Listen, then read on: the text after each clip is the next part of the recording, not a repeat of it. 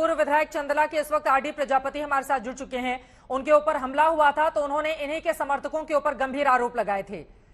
चमत्कार को नमस्कार तो किया ही जाता है प्रजापति जी, इसी वजह से लोकप्रियता बढ़ रही है शास्त्री जी की। जी मैम, मेरे ऊपर क्यों हुआ था हमला मैं बता देना चाहता हूँ। इन्होंने जो ओबीसी की महासभा में माननीय हमने धीरेन्द्र शास्त्री जी ने एक टिप्पणी की थी प्रीतम लोधी पे कि इनका डीएनए टेस्ट कराया जाए, ये सनातनी नहीं है, इनको मसल दो।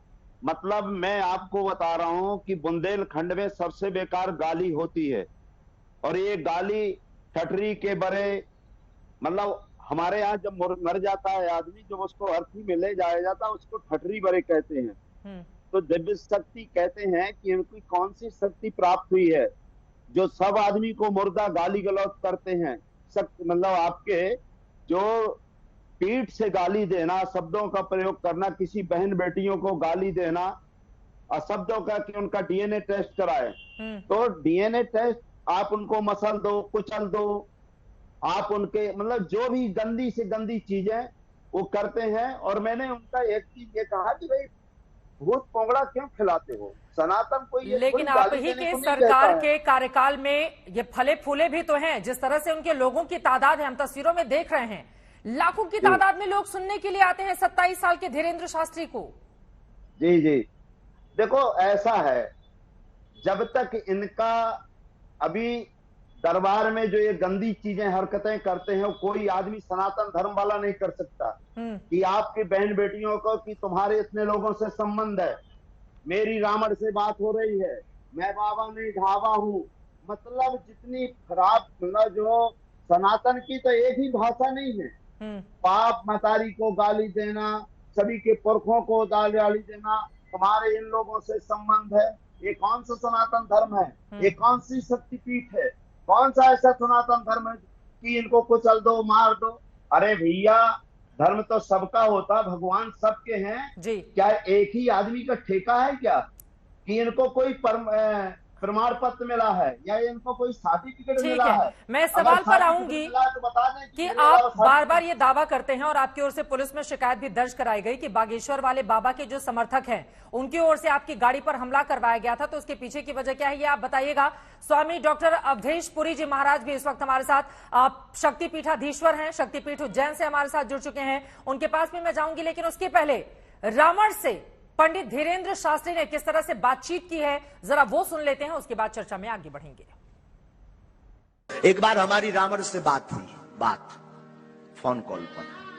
अब ये मत पूछना कि नंबर क्या था, हुई तो हुई।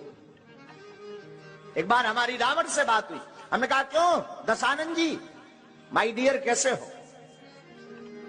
उन्होंने कहा हेलो बागेश्वर वाले बोल रहे हैं। हम कहा जी, हम कहा भैया कैसे हो?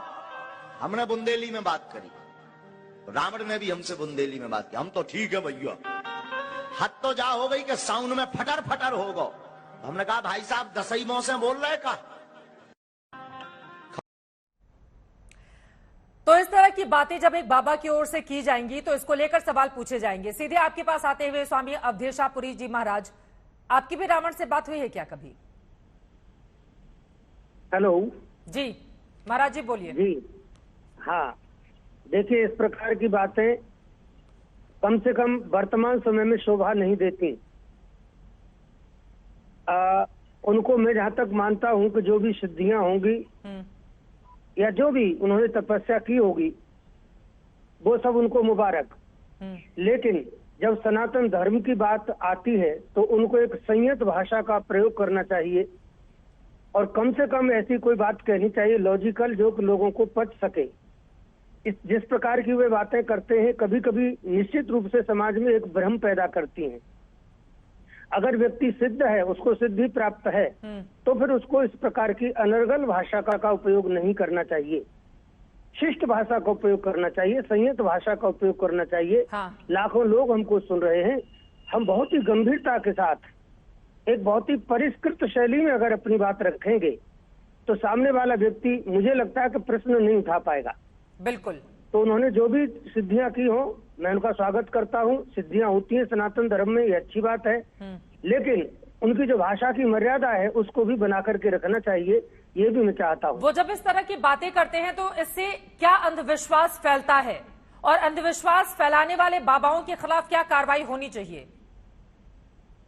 देखिए, कार्रवाई क्या होनी चाहिए वो तो सब कानून का विषय है जी। और इसके प्रति क्या कार्रवाई होनी चाहिए वो संविधान में सब लिखा हुआ है, उसकी धाराओं में। लेकिन मैं तो आपको ये कहूंगा कि ऐसी बातें समाज में नहीं फैलानी चाहिए जिससे कि लोगों के अंदर संदेह की स्थिति पैदा हो या प्रश्न पैदा हो इस प्रकार के। अब उनके गुरुजी इतने विद्वान हैं, स्वामी रामानंदाचार्य जी महाराज, रामभद्राचार्य जी महाराज, सब लोग, पूरी दुनिया उनको जानती है, मानती है, उच्च कोटि के विद्वान हैं, प्रकांड विद्वान हैं, और आप उनके शिष्य हैं तो आपकी भाषा में शिष्टता नहीं आएगी, तो फिर आपके अंदर शिष्यत्व नजर नहीं आता। इसलिए मैं कहना चाहूंगा कि वो करें, लोगों के दुख अगर दूर कर रहे हो, लोगों को उनसे लाभ हो रहा हो तो अच्छी बात है, वो करें, लेकिन अपनी भाषा पर संयम बहुत आवश्यक है। चाहे वो आप हैं या मैं हूँ अथवा वे हैं, कोई भी व्यक्ति हुआ जो ऐसे मंच पर बैठा है जिसको लाखों लोग सुन रहे हैं, बिल्कुल। और वो अगर मंच से गाली देगा तो मैं समझता हूँ कि इसका असर समाज पर अच्छा नहीं पड़ेगा।